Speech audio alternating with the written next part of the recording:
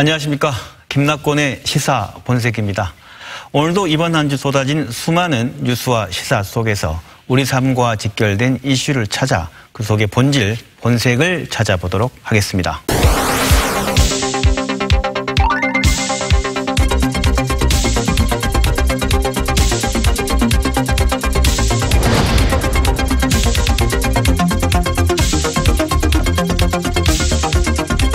네, 개점 휴업 상태였던 국회가 지난 7일 2달 만에 다시 문을 열었습니다. 민생 국회로 거듭날지 개혁 국회가 이루어질지 여러 가지 관심이 많은데요. 여러 정치 현안을 푸는 해법을 놓고 첨예한 갈등은 그대로여서 장소만 바뀌어서 정치 공방이 지속되는 거 아니냐는 그런 걱정도 있습니다. 그래서 오늘 이슈 저격에서는 국회 정상화 가능할까라는 주제로 얘기를 나눠볼까 합니다. 함께 이야기 나누실 두 분을 소개하겠습니다. 민주평화당 국회의원이시죠. 천정배 의원님 나오셨습니다. 네, 안녕하세요.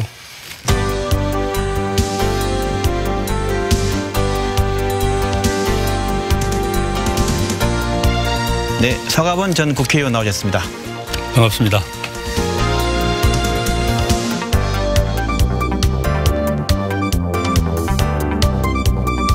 말씀드린 대로 이번 자유한국당이 결정을 했죠. 복귀 결정으로 3월 국회가 열리게 됐습니다. 뭔가 닫혔던 문이 열리면 반대로 또 기대감도 있고 그런데 현실은 어떤지 궁금합니다. 두 분 어떻습니까? 국회 정상화에 대한 전망하신다면. 오랫동안 국회가 안 열렸죠. 네.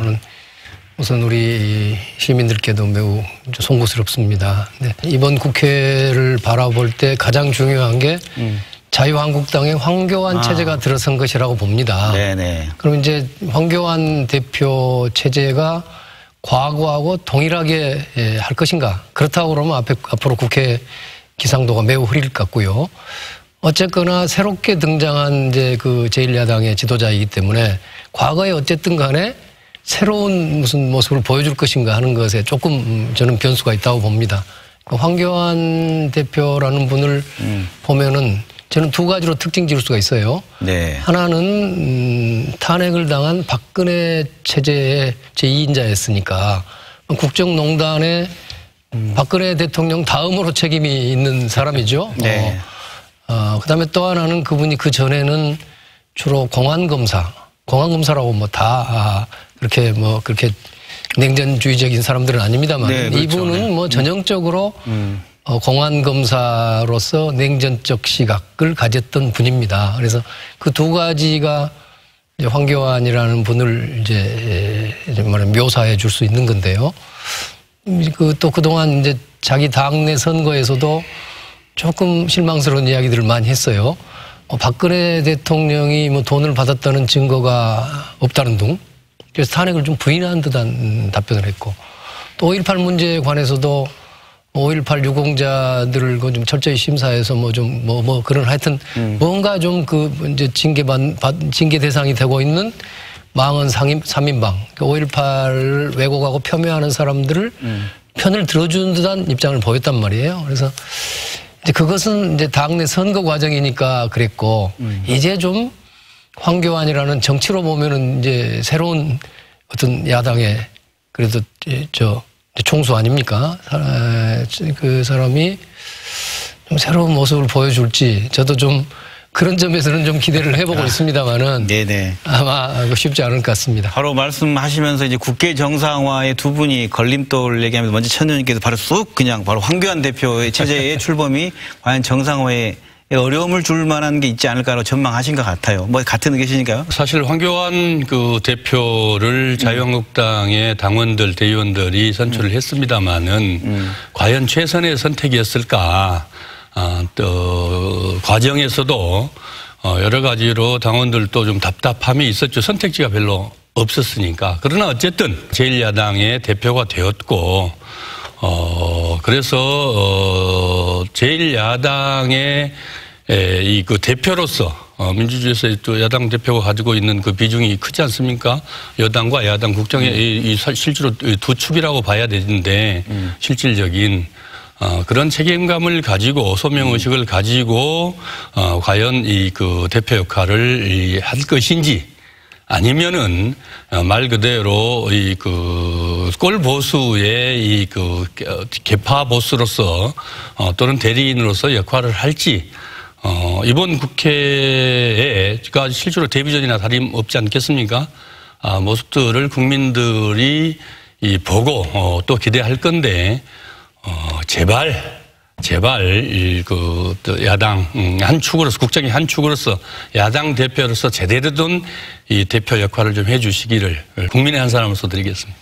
지금부터는 이제 이 총론적인 내용을 토대로 해서 바라볼 두 분께서 어쩌면 정치 고수로서 각 당이 지금 소속돼 있지만 당을 좀 벗어나서 그렇다면 이 국회 정상화에도 해법을 어떻게 풀어야 될 거냐에 대한 내용 중에서 가장 시급한 현안 여러 가지 있지만 난 이거라고 본다라고 얘기하신다면 어떤 걸 먼저 얘기하시겠습니까? 우선 우리가 그 5.18 왜곡 폄하 문제에 대해서 여러 가지 대처 방안을 만들어 놓고 있지 않습니까? 네. 이제 그 망원 3인방에 대해서 국회의원직을 박탈하는 제명 문제, 또 그 홀로코스트 부정 방지법, 그래서 5.18을 왜곡 폄하하는 사람들을 처벌하자는 법도 있고, 또 그거를 인터넷 공간에서 그런 왜곡 발언을 하는 것을 막을 수 있는 법도 발의는 여러 가지가 있습니다. 네. 이런 법을 꼭 처리해야 될 법이고요. 또 이제 정치 개혁의 가장 중요한 사안은 선거법이죠. 선거법에 관해서는 대통령께서도 기회 있을 때마다 이제 좀 그 비례성이 높은 연동형 비례대표제 취지를 잘 살려서 가자고 하는 정책의 법안도 있고요. 이제 뭐 미세먼지 법안은 아주 중요하지만 그것은 아마 잘 될 것으로 보입니다. 그 밖에 이제 각종 개혁 입법이 있지요. 검찰 개혁을 위해서 공수처를 만들자는 법, 또 검경 수사권 조정에 따른 법, 재벌 개혁에 관한 여러 공정거래법, 상법, 이런 등등의 개혁 법안들이 있지요. 많이 아시겠습니다만 국회가 이른바 선진화법이라는 게 몇 년 전부터 시행되고 있어가지고 쉽게 말해서 지금 국회는 180명, 그러니까 전체 총의원의 60%가 합심해야만이 법안을 통과시킬 수 있는 구조를 가지고 있습니다. 그러면 현재 국회 이제 각 세력의 의석 분포를 보면은 민주당인 여당이 제1당이긴 하지만 180석에는 아주 못 미치죠. 180석을 채우려면 바른미래당까지, 그러니까 제가 속한 민주평화당, 정의당은 물론이고 바른미래당 또 일부 무소속까지 다 묶어야 겨우 180석이 좀 넘는 거란 말이에요. 네, 쉽지 않네요. 예, 그렇습니다. 그러니까 그런 상황에서 두 가지 지금 방법밖에 없습니까? 하나는 그러니까 여당 입장에서 본다면 민주당이나 정부 입장에서 자유한국당하고 어떤 방식으로든지 밀당을 해서 타협을 하는 방법이 있습니다. 이란 밀당을 저는 그것은 불가능하다는 게 이미 드러났고 아까 지금 황교안 체제에 대해서 조금 그런 거에 합리적으로 왔으면 좋겠지만 아마 그러지 않을 거라고 봅니다. 그러면 나머지 하나는 이 180명의 세력을 묶어서 그 자유한국당을 소수파로 몰고 아까 개혁법안을 통과시키는 방법밖에 없습니다. 제가 보기에는요. 그런데 그것이 이제 패스트트랙입니다. 거의 패스트트랙을 하는 방법인데 패스트트랙 하는 데는 아시다시피 지금 330일이 걸린다고 합니다. 조금 줄일 수 있지만 한 300일 정도는 걸립니다. 300일 내지 330일이니까 지금부터 시작하면 지금 3월 달에 시작하면은 빨라야 내년 1월이나 2월에 끝나거든요. 신속 처리된다는 패스트트랙이. 예, 신속이라는 게 원래 신속이라는 게 영원히 안 되는 것에 비하면 패스트트랙입니다. 그래서 패스트트랙인가요? 예, 그런 것 같습니다. 그러니까 300일 이상 걸리니까. 그러니까 이번 3월 국회가 극히 중요합니다. 3월 국회에서 뭔가를 패스트트랙이라도 걸어서 제도로 시작을 하면은 내년 초쯤 가서 법안을 통과시킬 수가 있고 이번 3월이 지나면은 그 다음에는 이제 내년 총선 이후에 21대 국회까지는 아무런 법안도 통과시킬 수 없는 이런 이제 상황에 있는 거죠. 지금 이제 걱정입니다만 5.18 홀로코스트 부정방지법은 그 현재로서는 아까 패스트트랙으로도 단독 사안으로는 어려운 180명이 못 모아질 사안입니다. 그래서 이제 여기서 제 말씀은요. 바른미래당이 가장 바라고 있는 법이 뭐냐면은 선거법입니다. 선거법의 연동형 비례대표제로 인한 선거법이거든요. 그러니까 선거법을 매개로 해서 바른미래당을 끌어들인다면 그러면 서로 주고받기다. 그러니까 선거법을 처리해 줄 테니 너희도 그러면 5.18 왜곡 처벌법에 대해서 같이 하자. 이런 방식으로 180명이 제가 촛불 입법연대라고 부릅니다. 근데 제1야당이 지금 패싱이다. 뭐 당장 보면 저기 황교안 그리고 나경원 원내대표가 이건 동의할 수 없다. 이렇게 반대함으로써 방금 전망하신 것처럼 다른 정당과 연계 부분이 뭐 민주당이 정부 여당이 중요한 상황이 됐겠네요. 어떻게 보십니까? 실제로 그렇습니다. 지금 이게 사상 유례 없는 그 거대 야당의 횡포죠. 아무리 국회가 대치하고 서로 치고받고 얼마나 17대 18대까지만 해도 얼마나 치고받고 싸웠습니까? 그래도 이른바 민생 입법들 또 경제 살리기 입법들 또 국민을 위해서 꼭 해야 될 그 법들 이런 것들은 이 싸우면서도 해결하고 갔거든요. 지금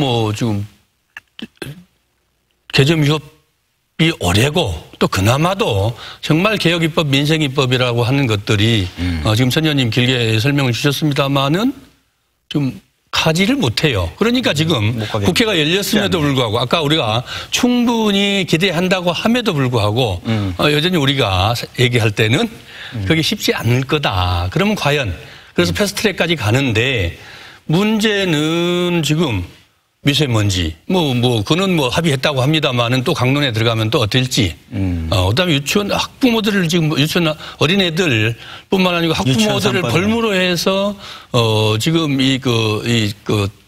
하고 있는 유치원 3법. 그다음에 룰을 정하는 정치관계법, 선거법을 포함한 이 정치관계법들 게임의 룰을 정해야 무슨 이게 선수들이 뛰는 거 아니겠습니까?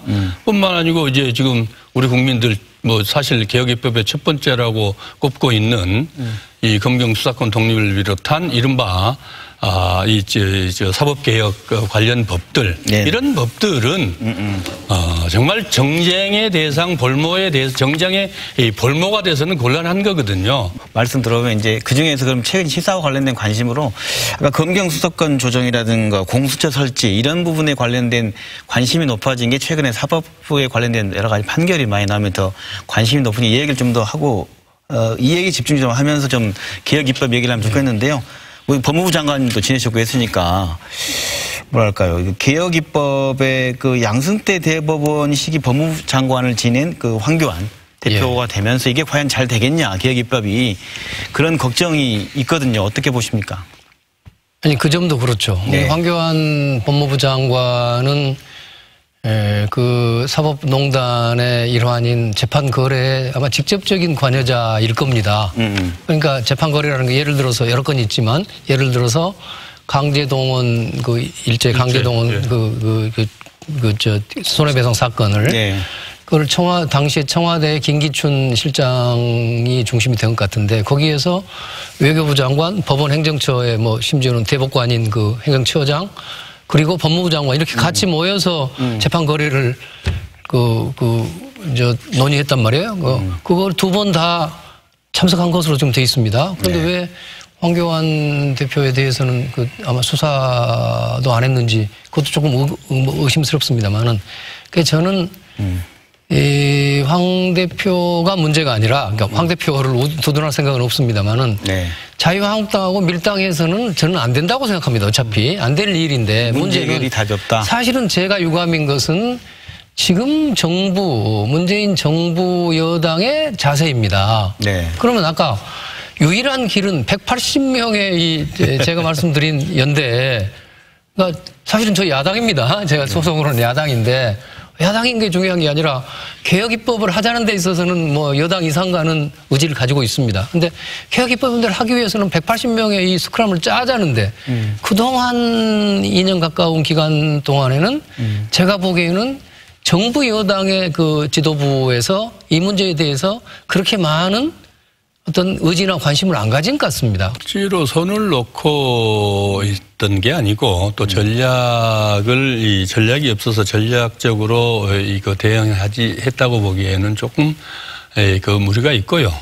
결국은 그 정부 청와대 안도 있을 수 있고 또 정부 또 여당 안도 있을 수 있거든. 정부 여당 안도 필요하고 또 사회적 공론화의 과정도 필요하지 않겠습니까? 이게 단순하게 어떤 개별 사안들이 아니고 우리 사회 구조를 바꾸는 큰 개혁 입법들이기 때문에 그런 것들에 대한 이 국민적 이 공론을 모으는 과정들이 필요했습니다. 이제 그 안들이 하나하나 성안이 돼서 이제 국회로 넘어왔습니다. 이제 지금부터 이른바 국회에서 이 전략적으로 여당이 지금 우리 천 의원님이 말씀하신 이 패스트트랙을 통해서 말 그대로 바른미래당까지 포함하는 무소속까지 포함하는 이 스크럼을 짤 것인지 아니면은 이른바 대연정이라고 볼 수 있는 자유한국당과 통 크게 거래를 할 수 있는 건지 그러면서도 네. 또 뭐 소수 여당들과도 또 충분히 논의를 거쳐야 되는 게 집권당의 책무 아니겠습니까? 또 그게 국민들에 대한 이 책무기도 하고요. 그런 과정에서 도저히 안 되면 그거 어떻게 했습니까? 패스트트랙을 가야 되고. 그러면 패스트트랙 갈 때 선거법이라든지 이런 것만 야당이 요구하는 이 법들만 갈 게 아니고 여당으로서 국민들의 책임이 있는 개혁 입법들도 같이 넣어서 서로가 윈윈할 수 있는 최상의 이 게임이 돼야 된다. 네, 있을 수 있다. 이 전략들을 저는 여당에서도 충분히 발휘할 거다. 개혁 입법이 지지부진해서 그런지 이번 주에 있었던 그 이명박 전 대통령의 보석을 바라보는 지역민들의 심기가 아주 좀 뭐랄까요, 좀 동의하기 어렵다라는 여론이 좀 많은 것 같습니다. 그 장관님께서는 법무부 장관 역임을 하셨으니까 또 합법 전문가시고 이거 어떻게 바라봐야 됩니까? 예, 우선 이명박 전 대통령은 벌써 1심에서 15년 징역을 선고받은 사람 아닙니까? 네. 그러니까 물론 이제 그 확정될 때까지는 무죄 추정을 받아야 된다는 것이 원칙이긴 하지만 그러나 이미 1심 재판부가 그 15년의 유죄 판결을 징역을 매긴 사람이니까 쉽게 그렇게 보석을 해준다는 것은 우리 국민 감정상 납득이 어렵고 혹시 저것이 그동안의 적폐청산의 그 역풍 아니냐는 그런 의심을 할 수 있습니다. 그리고 또 경우에 따른 가다가 박근혜 전 대통령도 보석되는 거 아닌가? 뭐 이런 이제 걱정이 있을 수 있다고 생각합니다. 그런데 일반인의 경우에 15년 1심 받고 2심 전에 보석된 경우가 있습니까? 뭐 꼭 있을 수도 있겠죠. 진짜 죽을 것 같으면은 뭔가 하여튼 뭐 그런 게 중병 때문에 이번에 경보석도 뭐 그런 것들이 있을 수 있을 텐데 뭐 돌연사의 위험이 있다고 하니까요. 근데 이번에는 이제 이렇게 봐야 한다고 봅니다.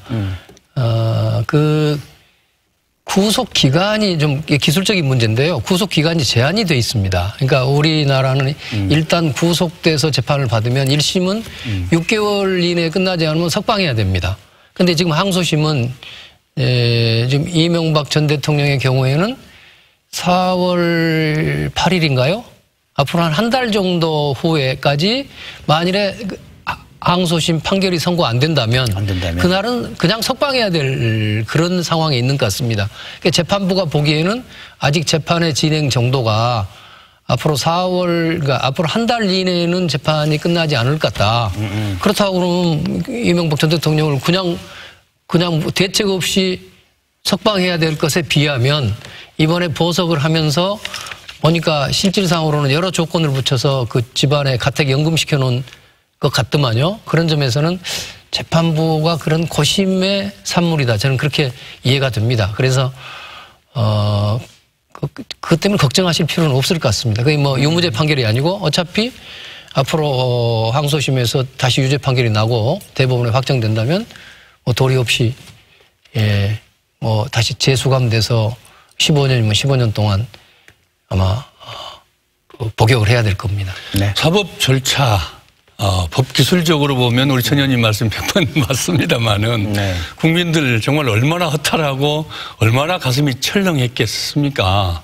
사실 우리가 침대 축구만 봐도 그냥 화가 나는데 이게 뭐 재판 힘 있고 빽 있는 사람들은 돈 있는 사람들은 재판 자기 맘대로 그냥 재판 지연해서 구속기간 만료 가면 어쩔 수 없이 그 보석으로 나와야 된다. 그렇기 때문에 보석해주라. 이렇게 으름장을 놓는 거나 다름없지 않겠습니까? 우리 그 앵커 말씀하셨던 대로 15년형을 받은 사람이 이 보석으로 나올 수 있다? 그게 어떻게 우리 국민들 이 상식적으로 이 법감정이고 또 어떻게 그게 정의일 수 있겠습니까? 그런 점에서 참 속상하죠. 네. 지금 말씀 들어보면 천년님께 현재 진행형이고 뭐 사법부에 대한 판단도 해서 지켜볼 필요가 있다라고 하는 말씀이니까 그걸 또 지켜보고 그건 또 이제 사법부가 국민들의 신뢰를 얻어가면서 답을 줘야 될 영역인 것 같습니다. 네. 그 5.18 왜곡처벌법도 이제 아까 말씀하시면 이게 이 숫자대로는 패스트트랙 들어가도 안 된다라는 말씀. 패스트트랙을 못 건다 이겁니다. 못 건다는 거죠. 예. 지금 이 5.18 왜곡처벌법을 얘기하는 건 역사를 왜곡해온 사람들에 대한 단죄가 이루어지길 바라는 정의로운 마음 아니겠습니까? 당장 내일 전두환 씨가 지금 광주에 있는 법정에 출두하겠다고 하는데 이 문제 역시 역사 왜곡에 대한 것 했던 사람의 장본인으로서 책까지 내고 그에 대한 처벌을 바라는 마음 아니겠습니까? 천 의원님께서는 이런 경우에 뭐 사형 선고 같은 것도 다시 내릴 수 있다. 이런 얘기도 하셨는데 일사부재리 어긋나는 거 아닙니까? 어떻습니까? 그러니까 사형 이야기는 지금 이제 전두환 씨가 현재 재판 받는 것은 이제 사자 명예훼손이니까 그걸로 사형 내릴 수는 없겠고. 네. 제가 사형까지 가능하다고 하는 것은 5.18 당시에 그 학살 행위하고 관련이 있습니다. 네. 그러니까 전두환 씨에게 그 적용된 죄명이 두 가지거든요. 뭐 다른 것도 있지만 중요한 게 하나는 내란, 수괴, 내란 중에서도 그 수괴란 말은 그 법적 용어입니다. 내란의 총 그 두목이죠. 그 다음에 하나는 내란 목적 살인입니다. 그럼 이제 이제 내란 목적 살인 뭐 되게 이제 내란을 목적으로 해서 결국 사람을 이제 죽인 건데 그것이 이제 전두환 씨가 지난번에 재판을 받으면서 내란 목적 살인으로 기소된 건이 수십 건이 있습니다. 구체적으로 5월 27일 날 계엄군이 도청에 진입하면서 그 당시에 17명, 18명 시민군. 예, 시민군 18명을 살해했는데 그것은 내란 목적 살인으로 처벌됐습니다. 그리고 그 전에 5월 21일부터 24일 사이에 26명을 살해한 부분은 증거가 부족해서 무죄 처리가 됐습니다. 그러니까 유죄가 났거나 무죄가 난 부분은 일사부재리에 의해서 다시는 이제 어쩔 수가 없는 상황이 됐습니다. 그런데 이제 내란 목적 살인이라는 것은 그 피해자 한 사람 한 사람당 별죄가 성립될 것 같습니다. 그러니까 아까 18명과 26명을 빼놓고 나머지 수백 명이 또 있지 않습니까?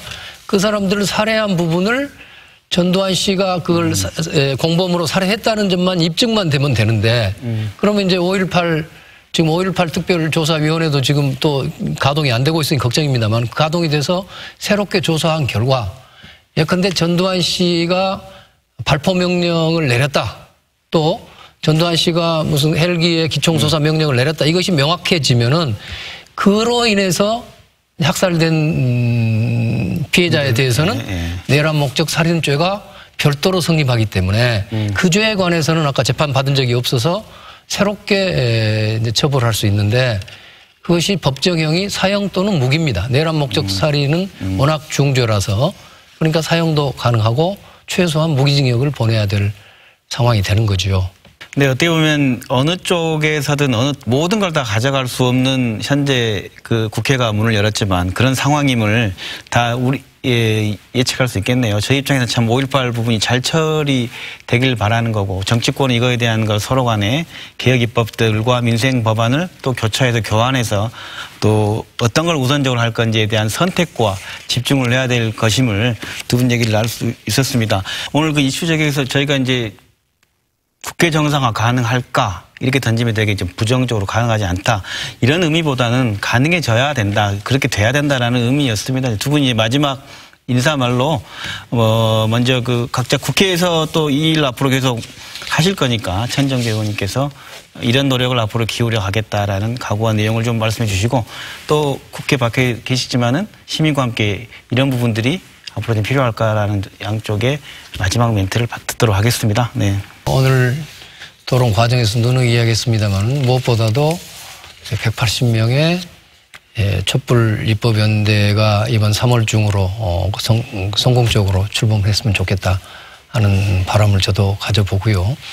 또 특히 우리 광주 호남 여러분께서 바라시는 5.18에 관한 여러 가지 입법이 잘 이루어지도록 해야 되겠습니다. 이번만큼은 어떤 일이 있어도 끝장을 봐야 된다고 생각합니다. 그래서 단순히 이야기만 꺼내놓고 주저앉는 일이 아니라 이 문제가 해결될 때까지는 저희 정치인들도 그야말로 올인 헌신을 해야 되겠습니다만은 우리 시민들께서 또 도민들께서도 전폭적으로 더 많은 응원을 해 주시기를 부탁드립니다. 네.